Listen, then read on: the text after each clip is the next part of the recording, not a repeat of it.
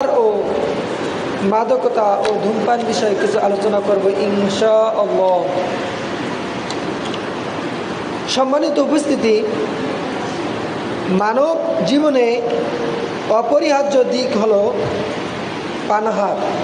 পবিত্র ও কল্যাণকর সকল খাদ্য ও পানি আল্লাহ পাক রব্বুল আলামিন বৈধ করেছেন এবং বৈধ খাদ্যকে কেউ যদি অবৈধ মনে করে তাকে নিষেধ করা হয়েছে।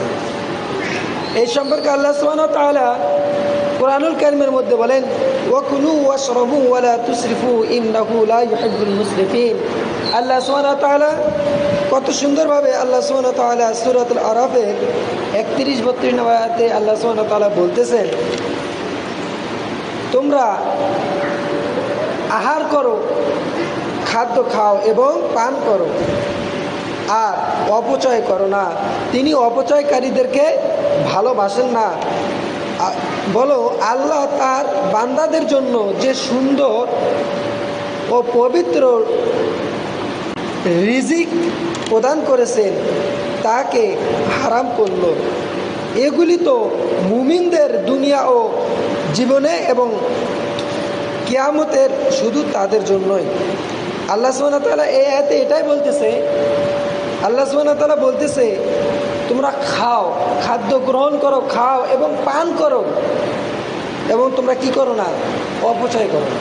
তোমরা খাদ্য গ্রহণ করো যেটা আল্লাহ সুবহানাহু ওয়া তাআলা আমাদের উপর হালাল খাদ্য দিয়েছে, সবগুলো তোমরা খাদ্য খাও এবং পান করো, কিন্তু অপচয় করো না। এবং এদের মধ্যে এই সুন্দর খাদ্যগুলো গ্রহণ করতে হবে।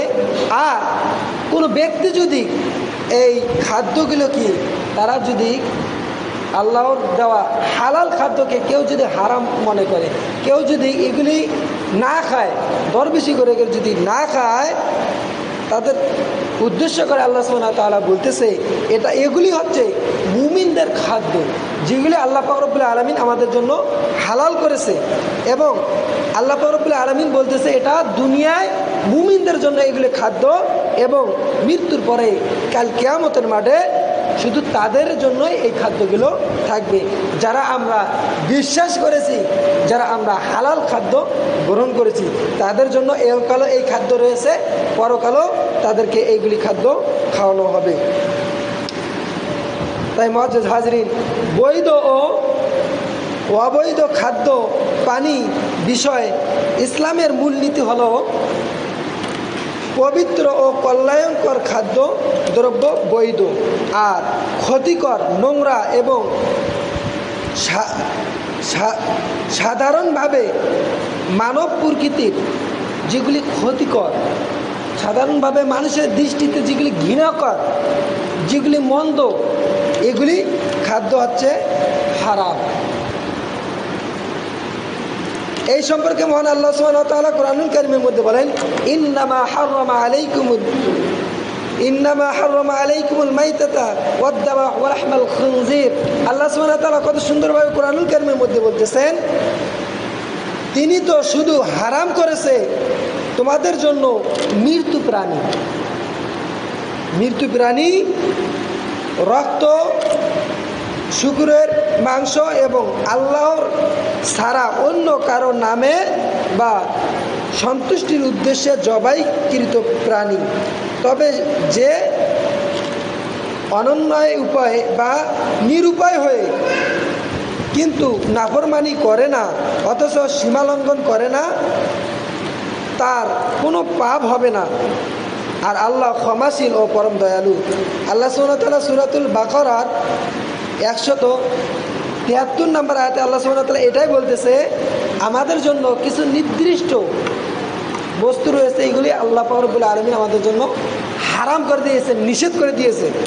তার মধ্যে প্রথম হচ্ছে মৃত্যু প্রাণী। যে কোনো মৃত্যু প্রাণী আমাদের জন্য এটা কি হারাম।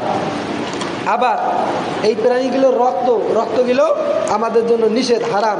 এবং শুকরের মাংস, গোস্ত, এগুলি আমাদের জন্য কি হারাম, নিষেধ করেছে।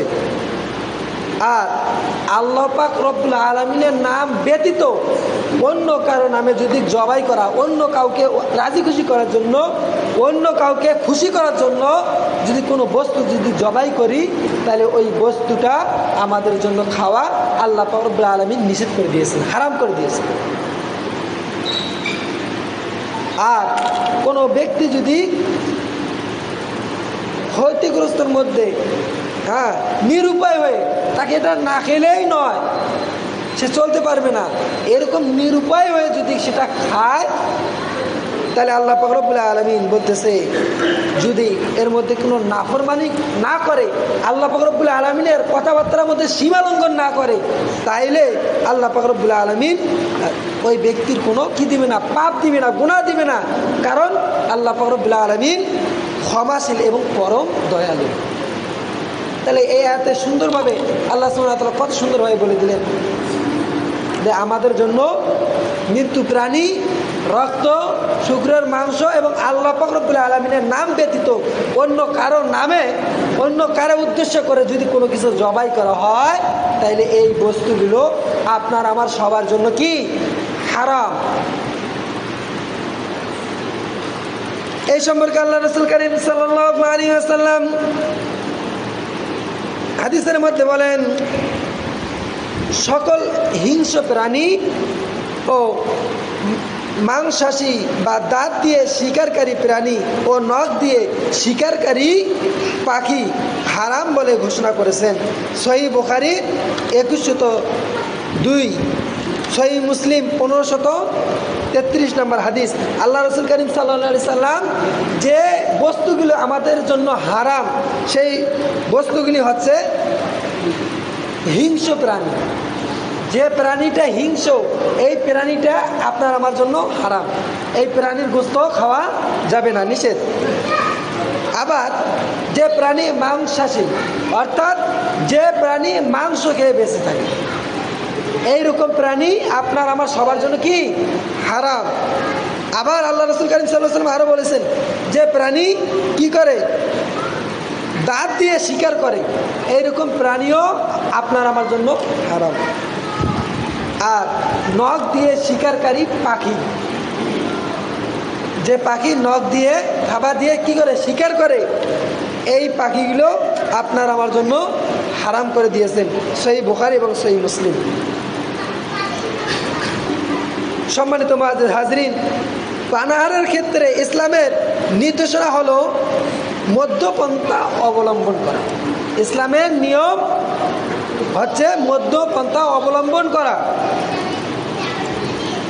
কেউ যদি দরবেশি করে বৈধ খাদ্যকে সর্বদা সে যদি বর্জন করে, কোনো ব্যক্তি যদি দরবেশি করে বৈধ, আল্লাহ পাক রব্বুল আলামিন আমাদের জন্য যে বৈধ খাদ্যগুলো দিয়েছে, এই খাদ্যগুলো যদি প্রতিনিয়ত বর্জন করে, এটাকে আল্লাহ রাসূল কারীম সাল্লাল্লাহু আলাইহি সাল্লাম এবং আল্লাহ পাক রব্বুল আলামিন কি করেছেন, নিষেধ করেছেন। এবং তেমনি সর্বদা ভালো মন্দ খাওয়ার পেছনে ছুটা এবং অতিরিক্ত পানাহারও এটাও নিষেধ করেছে। এই সম্পর্কে মহান আল্লাহ সুবহানাহু ওয়া তাআলা কোরআনুল কারীমের মধ্যে বলেন, কুলু মিন তাইয়্যিবাতি মা রাযাকনাকুম ওয়া লা তাতগাউ ফি।